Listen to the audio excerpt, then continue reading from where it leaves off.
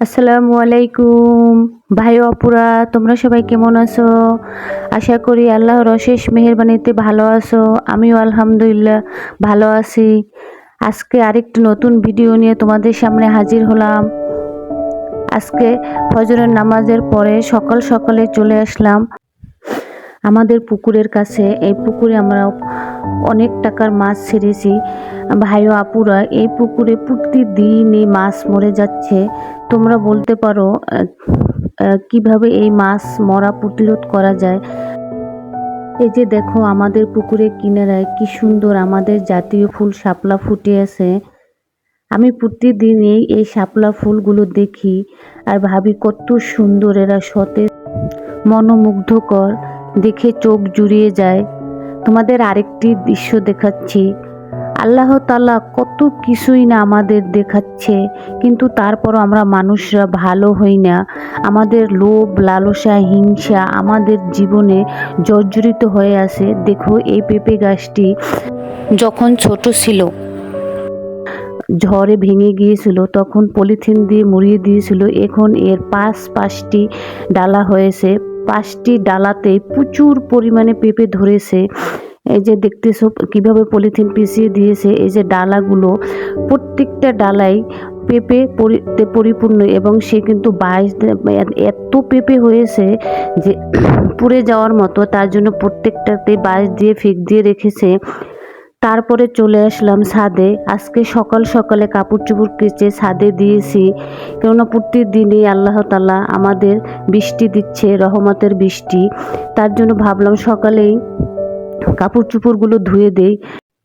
ধোয়া কাপড় চোপড়গুলো ছাদে সরিয়ে দিয়েছি, আর আকাশের দিকে তাকিয়ে দেখতেছি চারিদিকে মেঘ করে কালো হয়ে আছে। তোমাদের দেখাচ্ছি, এই যে দেখো, এখানে বোঝা যাচ্ছে না, কিন্তু অন্য সাইডে দেখাচ্ছি যে মেঘে চারিদিকে অন্ধকার হয়ে আছে। তারপরে কাপড় চোপড় ছাদে গিয়ে তারপর নিচে চলে যাব, তাড়াতাড়ি রান্না বসিয়ে দেব। আজকে আবার আমার ছেলেকে নিয়ে মাদ্রাসায় যেতে হবে, ওকে মাদ্রাসায় দিয়ে আসবো। তারপর রান্নাঘরে চলে আসলাম। রান্নাঘরে চলে এসে আমি আলুগুলো প্রেসার কুকারে সিদ্ধ করে নিয়েছি, এবং রাইস কুকারে ভাত বসিয়ে দিয়েছি। অন্য একটি চুলায় ডাল বসিয়ে দিয়েছি। আমাদের প্রতিদিনই ডাল রান্না করতে হয়। আমার ছোট বাচ্চা আছে, দেখা যায় ওরা ডাল ছাড়া খেতে পারে না। আর তোমরা তো জানোই আমার হাত কেটে গিয়েছে। এই হাত কাটা নিয়ে আমি এক হাত দিয়ে তেমন একটা কাজ করতে পারি না। এর জন্য বেশি কিছু রান্না করব না। বলো তো, আমরা মেয়েরা কি স্বাধীন? মোটেও না। আমরা মেয়েরা কখনোই স্বাধীন না। আমি ছোটবেলায় দেখতাম আমার দাদিরা সকাল থেকে ঘুম থেকে উঠে নামাজ পড়ে থালবাড়ি নিয়ে পুকুর পাড়ে চলে যেত বা কল পাড়ে চলে যেত। আবার সেই নিয়মে আমার আম্মা ফজরের নামাজ পড়ে ঘুম থেকে উঠে থালবাড়ি ধুতে যেত। থালবাড়ি ধুয়ে আবার উনুনের কাছে চলে গিয়ে রান্না বসিয়ে দিত। আমিও সেই একই নিয়মে, দেখা যায় আমি অসুস্থ, তারপরও দেখা যায় সংসারের সব কাজকর্ম আমারই করতে হয়। এই নিয়মের ব্যতিক্রম না। আমার দাদিরা যেই কাজ করেছে, আমার মা যেই কাজ করেছে, ঠিক একই নিয়মে আমিও সেই একই কাজ করতেছি। আমরা যদি মেয়েরা দেখা যায় অফিস কাজকর্ম করে থাকি বা বাহিরে কোনো কর্ম করে থাকি, তারপর আমাদের সন্তান, সংসার সব সামলাতে হয়। অসুস্থ থাকলেও আমাদের শুয়ে থাকার মতো কোনো নেই। আমাদের সেই অসুস্থ শরীর নিয়ে কাজ করতে হয়, সংসার সামলাতে হয়, স্বামীকে সামলাতে হয়, চারিদিকে সব কিছু আমাদের সামলিয়ে চলতে হয়। অনেক বকর বকর করে ফেললাম, তোমাদের সাথে অনেক কথা শেয়ার করে ফেললাম। এখন ভিডিওতে চলে আসি। আমি আজকে প্রেসার কুকারে দেশি মুরগি দিয়ে আলু রান্না করব। এর জন্য পেঁয়াজ, তেজপাতা, এলাচ, দারচিনি দিয়ে 3 মিনিটের মতো কষিয়ে তারপর পানি দিয়ে, এখন হলুদের গুঁড়া, মরিচের গুঁড়া, লবণ দিয়ে আরও 3-4 মিনিট কষিয়ে নিব। এখন আর একটা কথা বলি, ভাই ও আপুরা, এই বাংলাদেশ যদি আরও 10-12 স্বাধীন হয়, তারপরও আমরা বাংলাদেশে মেয়েরা পরাধীন। আমাদের কোনো ব্যক্তিগত মতবাদ নেই, আমাদের জীবনে কোনো শখ আহ্লাদ নেই। আমরা চাইলেও অনেক কিছু সমাজের বাইরে গিয়ে করতে পারি না। আমাদের মেয়েদের জন্য যে একটি ধারা বাঁধা নিয়ম আছে, সেই নিয়মেই আমাদের চলতে হবে। আমরা মেয়েরা যতই শিক্ষিত হই না কেন, যতই ভালো চাকরি করি না কেন, দেখা যায় সংসারে সেই উনুনের কাছে এসে আমাদের রান্না করতে হবে, সন্তান লালন পালন করতে হবে, স্বামীর দেখাশোনা করতে হবে, সংসারে অন্যদের দেখাশোনা করতে হবে। আমাদের এই কাজগুলো করেই যেতে হবে। তোমরা বলতে পারো, আপু তুমি এইগুলো বলতেছো, এগুলা কিন্তু আমি বলতেছি যে মেয়েরা দেখি যে তারা আন্দোলন করতেছে এইটা ওইটা, কিন্তু আমরা মেয়েরা আমি কখনোই দেখি না তারা স্বাধীন। আমাদের মেয়েদের সেই পুরনো নিয়মেই একই নিয়ম মেনে চলতে হচ্ছে। আমি আমাদের নিয়মের কোনো পরিবর্তন দেখতে পারতেছি না। কথা বলতে বলতে ওদিকে আমি আলু আর মুরগি কষিয়ে নিয়েছি। এখন ঢাকনা দিয়ে একটু ফাঁক রেখে তারপর প্রেসার কুকারে আলু এবং মাংসগুলো কষিয়ে নিচ্ছি।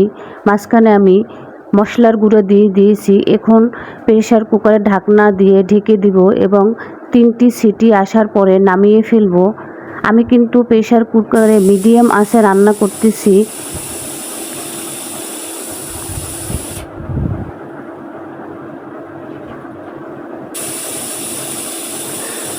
এইভাবে 3টি সিটি আসার পরে আমি মাংসগুলো নামিয়ে ফেলবো। এর মাঝখানে কিন্তু আমি বাচ্চাদের গোসল করে দিয়েছি, ওদের সকালের খাবারও খাইয়ে দিয়েছি। আমি নিজেও নাস্তা করে নিয়েছি। দেখা যায় ভিডিওতে যদি সব কিছু দেখাতে যেতাম তাহলে ভিডিওটি অনেক বড় হয়ে যেত, তোমরাও বিরক্ত হয়ে যেতে। এই যে আমার দেশি মুরগি আলু দিয়ে রান্না হয়ে গিয়েছে। এখন চলে আসলাম রান্নার পরে যে থালবাড়িগুলো নোংরা হয়ে আছে সেগুলো ধুয়ে নিচ্ছি।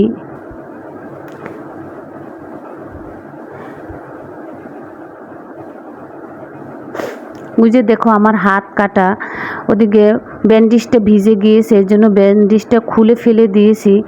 তারপরে কি করা, এক হাত দিয়ে তো আর থালবাড়ি ধোয়া যায় না, কষ্ট হলো আমি চেষ্টা করতেছি আর এক হাত দিয়ে কোনো রকমে ধরে থালবাড়িগুলো ধুয়ে নিতে। থালবাড়িগুলো পরিষ্কার করে তারপরে আবার রান্নাঘরটা আমার পরিষ্কার করে নিতে হবে। রান্নাঘর পরিষ্কার করে তারপর আবার বাচ্চাদের গোসল করাতে হবে, ওদের দুপুরে খাবার খাওয়াতে হবে।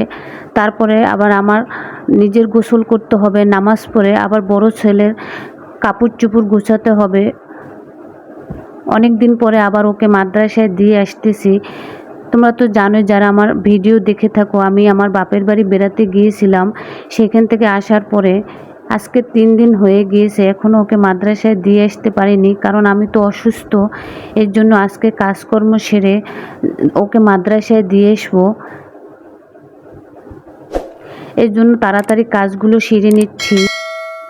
আবার তোমরা বলতে পারো যে আপু তুমি মাদ্রাসায় দিয়ে আসবে কেন, তুমি অসুস্থ, ভাইয়া কোথায়? তার জন্য এই প্রশ্নের উত্তর দিয়ে দিচ্ছি। আপনাদের ভাইয়া বাসায় নেই, উনি একটু বাইরে কাজে গেছে, এর জন্য সব কাজগুলো আমারই সেরে নিতে হচ্ছে। ভাই ও আপুরা, আমি এই প্ল্যাটফর্মে সম্পূর্ণ নতুন, তাই আমার ভিডিওতে যদি কোনো ভুল ত্রুটি হয়ে থাকে প্লিজ আমাকে ক্ষমার দৃষ্টিতে দেখবেন, আমার ভুলগুলো ক্ষমা করে দিবেন। আমি যখন ইউটিউবিংয়ে আসি তখন কিন্তু আমি ইউটিউবিং সম্পর্কে কিছুই জানি না। হঠাৎ করে ইউটিউবিংয়ে চলে আসা। আমি যখন আমার সিনিয়র আপুদের ভিডিও দেখতাম তখন মনে মনে ভাবতাম আমিও যদি ভিডিও করতে পারতাম। সেই মনের ভাসনা থেকে আমি আজকে ভিডিও করতেছি। আমি কিন্তু এই সম্পর্কে কোনো কিছুই জানি না, কিন্তু আস্তে আস্তে এখন ভিডিও করতেছি আর শিখতেছি। তাই তোমাদের ভাই ও আপুরা বলছি, আমার ভিডিওতে যদি কোনো ভুল ত্রুটি হয়ে থাকে প্লিজ আমার ভুলগুলো তোমরা ক্ষমার দৃষ্টিতে দেখবে এবং বড় বোন কি ছোটো বোন যাই মনে করো সেই হিসাবে আমার ভুলগুলো তোমরা ক্ষমা করে দিবে। ভাই ও আপুরা, আপনারা দেশ বিদেশ থেকে যে যেখান থেকে আমার ভিডিওটি দেখতেছেন তারা প্লিজ আমার ভিডিওটিতে একটি লাইক দিতে ভুলবেন না। আমার চ্যানেলটিতে যদি নতুন হয়ে থাকেন তাহলে আমার চ্যানেলটিতে একটি সাবস্ক্রাইব করে দিবেন। আসরের নামাজ পড়ে 2 ছেলেকে নিয়ে চলে যাচ্ছি বড় ছেলে মাদ্রাসার দিকে। রাস্তায় এসে দেখি রাস্তায় প্রচুর জ্যাম, রাস্তায় কোনো রিক্সাও নেই, কোনো সিএনজিও নেই। কিতে যাব, ওদিকে দেরি হয়ে যাচ্ছে। আমার ছেলেকে মাগরিবের 15 মিনিট আগে ওকে মাদ্রাসায় পৌঁছাতে হবে, তা না হলে আবার ঢুকতে দিবে না। এই জন্য একটি অটো পেলাম, অটোতে রওনা হলাম। রাস্তায় এত জ্যাম ছিল, আমাদের 10 মিনিটের রাস্তা 2 ঘন্টা লেগেছিল। আমরা মাগরিবের 30 মিনিট পরে মাদ্রাসায় গিয়ে পৌঁছেছিলাম। আমাদের আস্তে আস্তে রাত্র হয়ে গিয়েছিল। আজকে এই পর্যন্তই। আল্লাহ হাফেজ।